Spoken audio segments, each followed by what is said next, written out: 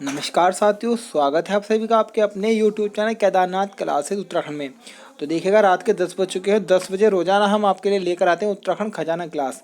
आज की क्लास आपके लिए कुछ स्पेशल क्लास है, क्योंकि आज मैं आपको एक स्पेशल टेस्ट कराने वाला हूं जो आपका एक टॉपिक से संबंधित है, जो स्वयं मैंने अपने आप बनाया है इस टेस्ट को।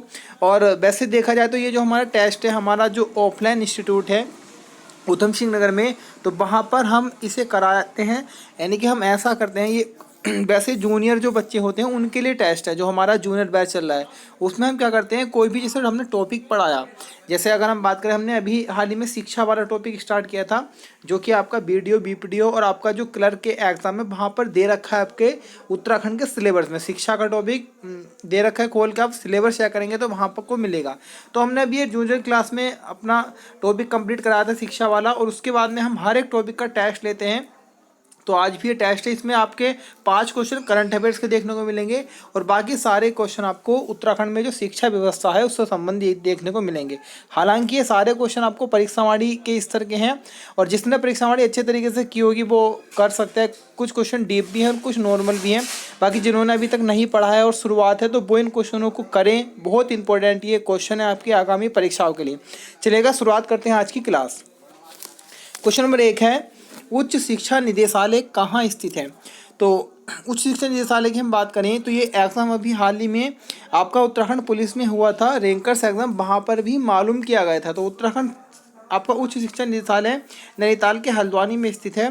तो क्वेश्चन में एक का आंसर हमारा बी हो जाएगा।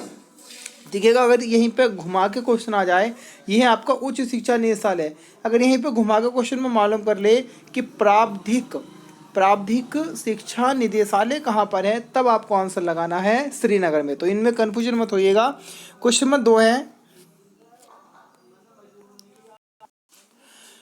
2 है, उत्तराखंड प्रावधिक शिक्षा एवं परीक्षा परिषद का मुख्यालय कहाँ पर है? तो बहुत अच्छा क्वेश्चन है। तो उत्तराखंड प्रावधिक शिक्षा एवं परीक्षा परिषद का जो मुख्यालय है बच्चों, वो हमारा हरिद्वार के रुड़की में स्थित है। तो क्वेश्चन नंबर 2 आ जाएगा। यहाँ पर भी आपको थोड़ा सा चेंज करना है और क्वेश्चन एकदम से बदल जाएगा। अगर क्वेश्चन आ जाए, इस आपका प्रावधिक को हटा दिया जाए, क्वेश्चन बनिए उत्तराखंड शिक्षा एवं परीक्षा बोर्ड कहाँ उत्तराखंड शिक्षा एवं परीक्षा परिषद बोर्ड कहाँ पर है? तो ये क्वेश्चन बन जाएगा रामनगर। लेकिन यहाँ पर अगर प्रावधिक लगा देंगे तो इसका आंसर हो जाएगा रुड़की। तो 2 क्वेश्चन शुरुआती ऐसे हैं जो बच्चों को बहुत बार कंफ्यूजन करते हैं और कई बार ये क्वेश्चन गलत भी हो जाते हैं। क्वेश्चन नंबर 3 है, विशेष छात्रवृत्ति योजना का लाभ कितने प्रतिशत अंक लाने पर मिलता है? तो देखिएगा, सबसे पहले तो मैं आपको बता देता हूँ कि विशेष छात्रवृत्ति योजना है क्या। तो देखिएगा, उत्तराखंड क्षेत्र के जो भूतपूर्व हमारे सैनिक हैं, तो उन भूतपूर्व सैनिकों के बच्चों को या भूतपूर्व सैनिकों के बच्चों से संबंधित ये योजना है। अगर जो हमारे भूतपूर्व सैनिक हैं उनके बच्चे अगर 80% से अधिक अंक लेकर आते हैं तो उन्हें छात्रवृत्ति दी जाती है। ये आपकी विशेष छात्रवृत्ति। 10वीं क्लास में अगर बच्चा आपके 80% अंक लाएगा तो उसे 12,000 रुपये सालाना छात्रवृत्ति दी जाएगी। अगर वो 12वीं क्लास में 80% अंक लाता है तो 15,000 रुपये उसको वार्षिक छात्रवृत्ति दी जाएगी। अगर वो ग्रेजुएशन लेवल पर 80% अंक लाता है तो उसे 18,000 रुपये वार्षिक आपकी छात्रवृत्ति दी जाएगी। तो मुख्य रूप से कैसा क्वेश्चन बनेगा? क्वेश्चन बनेगा विशेष छात्रवृत्ति योजना में कितने प्रतिशत अंक लाने अनिवार्य हैं? तो 80% किसके लिए है? ये पूर्व सैनिकों के लिए या पूर्व सैनिकों के बच्चों के लिए। इतने क्वेश्चन यहाँ से उठ सकते हैं। क्वेश्चन नंबर 4 है, ई क्लास योजना किन विषयों से संबंधित है? तो देखिएगा, पहले हम बात करते हैं ई क्लास योजना है क्या। देखिए, ई क्लास योजना की अगर हम बात करें तो ये योजना आपकी 9 से 12वीं क्लास के बच्चों के लिए चलाई गई है। यानी कि 9 से 12वीं क्लास के जो आपके बच्चे हैं उनसे संबंधित योजना है। उसमें भी क्या होगा, जो 9 से 12वीं क्लास में गणित और विज्ञान के छात्र हैं उन्हें ई क्लास यानी कि मल्टीमीडिया प्रकार से क्लास दी जाएगी। आपका सीडी वगैरह चलेगी और उस माध्यम से क्लास दी जाएगी। तो मेन रूप से ई क्लास योजना किन सब्जेक्ट या किन विषयों के छात्रों के लिए? तो गणित और विज्ञान के। और कितनी क्लास से? 9 से 12। और क्या है मुख्य उद्देश्य? मल्टीमीडिया प्रकार से उन बच्चों की पढ़ाई को करवाना। क्वेश्चन नंबर 5 है, देवभूमि मुस्कान योजना कब चलाई गई? तो देवभूमि मुस्कान योजना की हम बात करें तो ये हमारी 2009 में चलाई गई थी। तो क्वेश्चन 5 का आंसर हमारा ए हो जाएगा। देखिएगा देवभूमि मुस्कान योजना की हम बात करें तो ये ऐसे छात्रों के लिए है जो समाज से वंचित है। जैसे मैं एग्जाम्पल दूँ तो जो खनन कार्यों से जुड़े हुए होते हैं तो उनके जो कई बच्चे होते हैं वो समाज से अलग हो जाते हैं और उन्हें जो शिक्षा प्राप्त करनी होती है वो शिक्षा नहीं मिल पाती है। तो मेनली देवभूमि मुस्कान योजना 2009 में उत्तराखंड में चली थी और समाज से जो वंचित वर्ग के छात्र होते हैं उनके लिए चलाई गई है। तो क्या आंसर होगा? इसका आंसर आपका 2009 हो जाएगा। और ये अभी पीछे एग्जाम में भी 2-3 एग्जाम में क्वेश्चन आ चुका है। क्वेश्चन नंबर 6 है देवभूमि मुस्कान योजना का संबंध किससे है? तो मैं आपको बता ही चुका हूँ, ये आपका शिक्षा से संबंधित है। देवभूमि मुस्कान योजना आपको याद रख लेना है। देवभूमि मोम संग्रहालय भी खुला है हमारे उत्तराखंड में, और वो जो हमारा खुला है देहरादून में खुला है। ये क्वेश्चन आपको याद करके चलना है। क्वेश्चन नंबर 7 है आरोही योजना कब चलाई गई? तो आरोही योजना की हम बात करें तो बच्चों ये मई 2002 में योजना चली थी। तो क्वेश्चन नंबर 7 का आंसर हमारा बी हो जाएगा। और आरोही योजना क्या है? तो आरोही योजना जो हमारे छात्र और विद्यार्थी हैं उन्हें कंप्यूटर शिक्षा में प्रशिक्षित करने के लिए आरोही योजना को चलाया गया था मई 2002 में। क्वेश्चन नंबर 8 है देव संस्कृत विश्वविद्यालय की स्थापना कब हुई? तो देव संस्कृत विश्वविद्यालय की जो स्थापना हुई है बच्चों तो वो हमारी 22 मार्च 2002 को हुई है। और ये हमारा हरिद्वार के शांतिकुंज क्षेत्र में स्थित है। और वहीं क्वेश्चन एक और बनता है कि जो देव संस्कृत विश्वविद्यालय है इसका संचालन वेद माता गायत्री ट्रस्ट के द्वारा किया जाता है। तो इतने क्वेश्चन आपको यहाँ से याद करके चलने हैं। क्वेश्चन नंबर 9 है गुरुकुल कांगड़ी को विश्वविद्यालय का दर्जा कब दिया गया? जो गुरुकुल कांगड़ी हमारा विश्वविद्यालय है तो इसे विश्वविद्यालय का दर्जा कब मिला था? तो देखिएगा गुरुकुल कांगड़ी की 1962 में हीरक जयंती मनाई गई थी और उसी अवसर पर गुरुकुल कांगड़ी को विश्वविद्यालय का दर्जा दे दिया गया। तो क्वेश्चन में 9 का आंसर हमारा सी हो जाएगा। बाकी गुरुकुल कांगड़ी विश्वविद्यालय की हम बात करें तो जो इसकी स्थापना हुई थी मेनली रूप से सबसे पहले तो वो 1900 में हुई थी पंजाब के गुजरावाला में। लेकिन हरिद्वार में जो इसकी स्थापना की गई थी वह 1902 में। इसका मुख्यालय पंजाब से 1902 में हरिद्वार लाया गया। उसके बाद अगर हम बात करें तो 1924 में पुनः इसका मुख्यालय ट्रांसफर किया गया और 1924 में जो इसका मुख्यालय आया वो कनखल और ज्वालापुर के मध्य लाया गया। बाकी क्वेश्चन बनेगा गुरुकुल कांगड़ी ने शताब्दी वर्ष कब मनाया? तो 2002 में गुरुकुल कांगड़ी ने शताब्दी वर्ष को मनाया था। क्वेश्चन नंबर 10 की तरफ पढ़ते हैं। क्वेश्चन नंबर 10 है हेमवती नंदन बहुगुणा गढ़वाल विश्वविद्यालय को केंद्रीय विश्वविद्यालय का दर्जा कब मिला? तो देखिएगा अगर हम बात करें सबसे पहले थोड़ा सा इसके क्वेश्चन को याद कर लेते हैं। पहले देखिएगा इसका नाम था गढ़वाल विश्वविद्यालय। तो गढ़वाल विश्वविद्यालय की स्थापना या आपका कुमाऊं विश्वविद्यालय की स्थापना दोनों की 1973 में हुई थी। उसके बाद अगर मैं बात करूं तो बच्चों 1989 में इसमें नाम जोड़ दिया गया हेमवती नंदन बहुगुणा। उसके बाद क्वेश्चन बनेगा कि हेमवती नंदन बहुगुणा को केंद्रीय विश्वविद्यालय का दर्जा कब मिला? तो ये मिला था इसको 15 जनवरी 2009 को। तो क्वेश्चन नंबर 10 का आंसर हमारा सी हो जाएगा। बाकी आपको और याद करके चलना है कि जो हमारा गढ़वाल विश्वविद्यालय है इसके शुरुआत में 3 परिसर होते थे। पहले थे 3 परिसर, वर्तमान में 2 परिसर है। देखिएगा 3 परिसर कौन कौन से थे? एक था हमारा बिरला परिसर, एक था गोपाल रेड्डी परिसर जो दोनों ही हमारे पौड़ी में थे, और एक था हमारा स्वामी रामतीर्थ वाजशाही थोल परिसर जो कि टिहरी में था। उसके बाद जैसे ही हेमवती नंदन बहुगुणा को 2009 में केंद्रीय विश्वविद्यालय का दर्जा मिला तो इसका जो ये टिहरी वाला परिसर था इसको यहाँ से काट दिया गया और एक नया विद्यालय की स्थापना कर दी गई। इसमें नाम था हमारा दीनदयाल उपाध्याय विद्यालय और 2010 में उसकी स्थापना हुई थी और 2012 में उसका नाम श्रीदेव सुमन के नाम पर देव सुमन विश्वविद्यालय कर दिया गया। तो यहाँ से आपको इतने फैक्ट याद करके चलने हैं। क्वेश्चन नंबर 11 है हिमालय इंस्टीट्यूट हॉस्पिटल ट्रस्ट को डीम्ड विश्वविद्यालय का दर्जा कब दिया गया? तो ये हम बात करें तो हमारा जो जॉली ग्रांट वाला है तो उसी को ही हम ये बोलते हैं। तो जो इसको डीम्ड विश्वविद्यालय का दर्जा मिला था तो याद रखिएगा 7 जून 2007 को हिमालय इंस्टीट्यूट हॉस्पिटल ट्रस्ट को डीम्ड विश्वविद्यालय का दर्जा मिला। अगर हम बात करें तो स्वामी राम विद्यापीठ डीम्ड विश्वविद्यालय के नाम से भी इसे जाना जाता है। स्थापना की मैं बात करूँ तो 1989 में इसकी स्थापना देहरादून के जॉली ग्रांट या हम कहते हैं देहरादून और ऋषिकेश के मध्य या मेनली जॉली ग्रांट वाले क्षेत्र में हुई थी। उसके बाद में अगर हम बात करें इस हिमालय इंस्टीट्यूट हॉस्पिटल ट्रस्ट के बारे में तो ये हमारे उत्तराखंड का प्रथम मेडिकल कॉलेज भी है और उत्तराखंड का प्रथम मेडिकल विश्वविद्यालय भी है। तो इतने क्वेश्चन आपको यहाँ से याद करके चल लेने हैं। क्वेश्चन नंबर 12 है हमारा DAV यानी कि दयानंद एंग्लो वैदिक कॉलेज की स्थापना कब हुई? तो दयानंद एंग्लो वैदिक कॉलेज की स्थापना, बहुत हल्का एक क्वेश्चन है, बहुत बार आ भी चुका है। तो 1902 में ठाकुर पूर्ण सिंह नेगी के द्वारा इनकी स्थापना की गई थी। तो फिलहाल क्वेश्चन नंबर 12 का आंसर हमारा बी हो जाएगा। बाकी पूरा नाम है दयानंद एंग्लो वैदिक और संस्कृत विद्यालय के रूप में इसकी स्थापना हुई होगी। उसके बाद अगर हम बात करें तो कुछ महान व्यक्तित्व ने यहाँ पर शिक्षा ग्रहण की है। जैसे अगर मैं कुछ का नाम लूँ तो हमारे उत्तराखंड के पहले CM नित्यानंद स्वामी जी ने भी यहीं पर शिक्षा ग्रहण की थी। उसके बाद में भारत की प्रथम पर्वतारोही जो एवरेस्ट पर चढ़ी थी बछेंद्री पाल जी, उन्होंने भी यहीं पर शिक्षा ली थी। उसके बाद में बात करूँ तो नेपाल के पूर्व राष्ट्रपति शिवसागर राम गुलाम, नेपाल के पूर्व PM लोकेंद्र बहादुर चंद्र। उसके बाद में बात करूँ तो भक्त दर्शन जी, हेमवती नंदन बहुगुणा जी, BC जोशी जी, यशवंत सिंह रावत जी, इन सभी महान व्यक्तित्व में हमारे DAV यानी कि दयानंद एंग्लो वैदिक कॉलेज में शिक्षा ग्रहण की है। तो ये सारे ही आपको याद करके चल लेने, कहीं से भी क्वेश्चन एग्जाम में उठ सकता है। क्वेश्चन नंबर 13 है, एशिया का प्रथम पंजीकृत कॉलेज कौन सा है? तो एशिया का जो प्रथम पंजीकृत कॉलेज है वो हमारा दून कॉलेज हो जाएगा। तो क्वेश्चन नंबर 13 का आंसर भी है।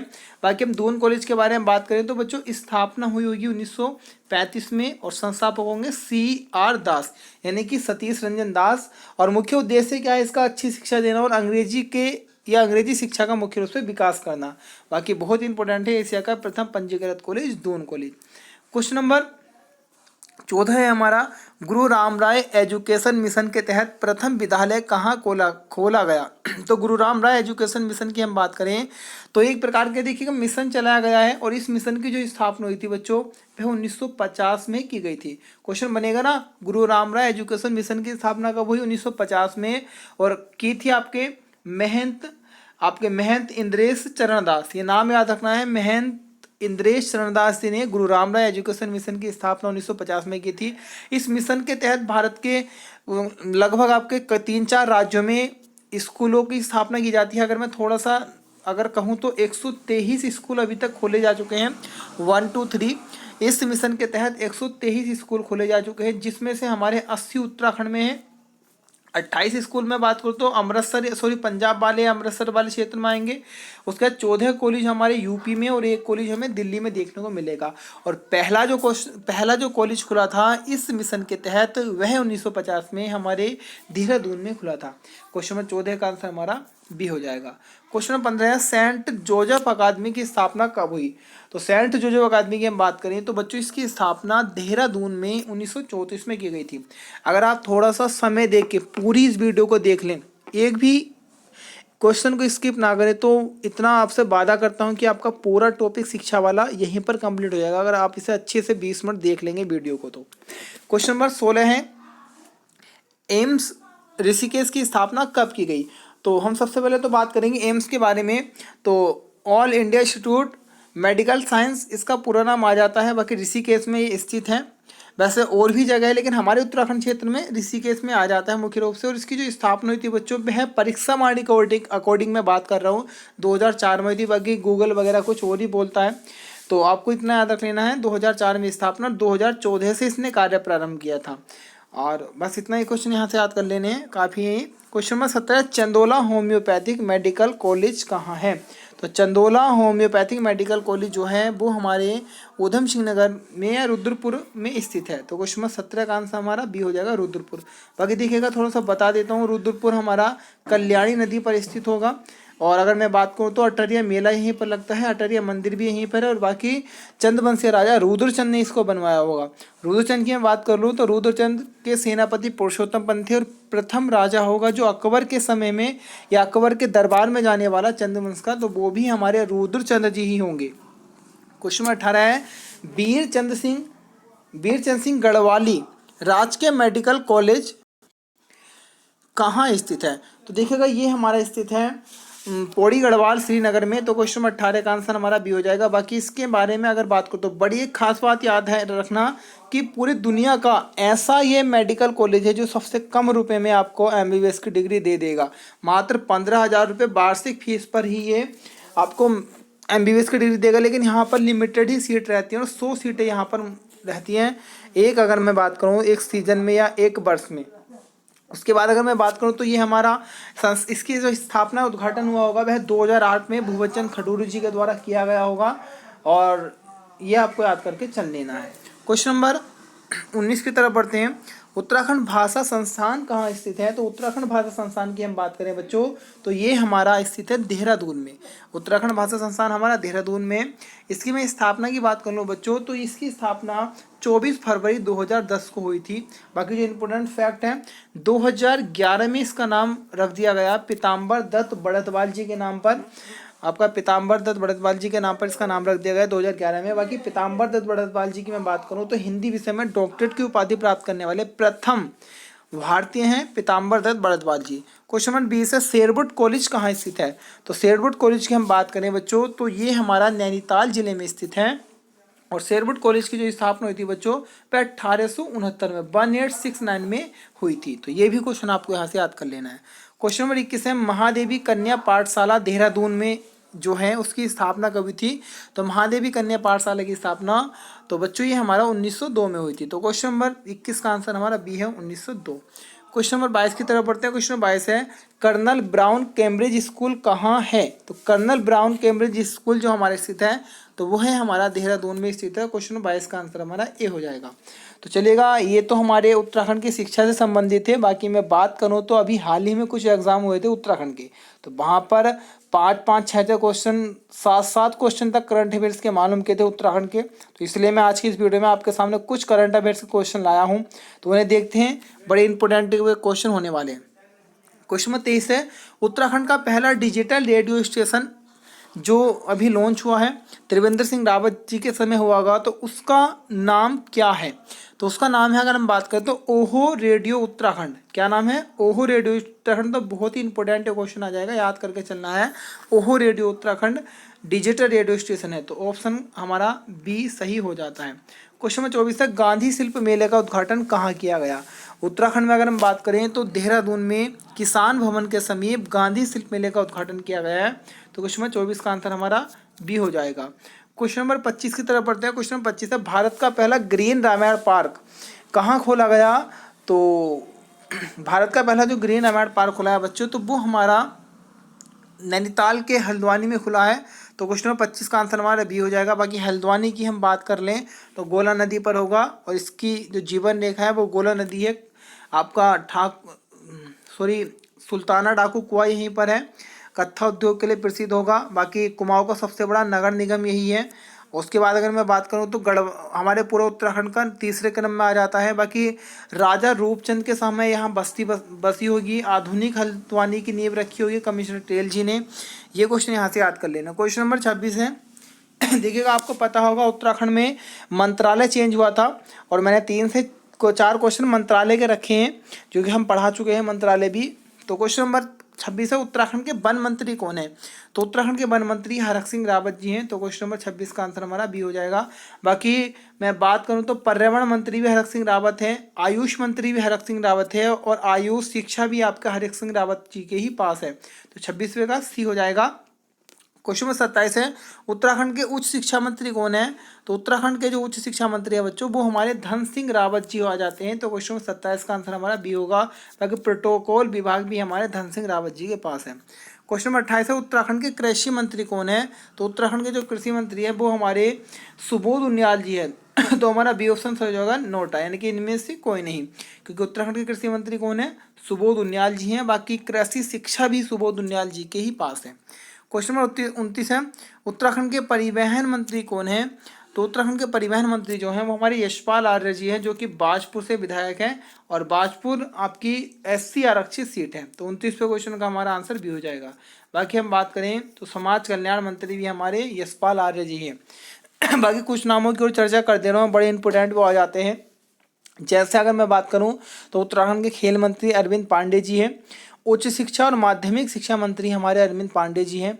बाकी मैं बात करूं तो हमारे परिवहन मंत्री बता ही चुका हूं। बाकी अगर हम बात करें संसदीय मंत्री हमारे बंशीधर भगत जी हैं। उसके बाद अगर मैं बात करूं तो हमारा न्याय विभाग और हमारा नागरिक उड्डयन और हमारा भ्रष्टाचार वाला जो विभाग है, बाकी हमारा होमगार्ड का जो विभाग है और ये हमारे सारे विभाग ही तीरथ सिंह रावत जी के हमारे पास है जो हमारे CM हैं। और हमारा क्या बोलते हैं कार्मिक विभाग भी तीरथ सिंह रावत जी के पास है। उसके बाद अगर हम बात करें तो जैसे रेखा आर्य जी है हमारे बाल विकास मंत्री हमारे रेखा आर्य जी हैं। उसके बाद अगर मैं बात करूँ तो दुग्ध विभाग उन्हीं के पास ही है, हमारे रेखा आर्य जी के पास। तो इतने क्वेश्चन आपको यहाँ से याद कर लेने हैं। कैसा आपको टेस्ट लगा, कि क्या ये सही है आपका, आपके नज़रिए में कैसा ये टेस्ट है, कैसा आपको ये स्तर लगा, एक बार कमेंट जरूर कीजिएगा। मिलेंगे कल फिर एक नवीनतम वीडियो के साथ। फिलहाल के लिए धन्यवाद।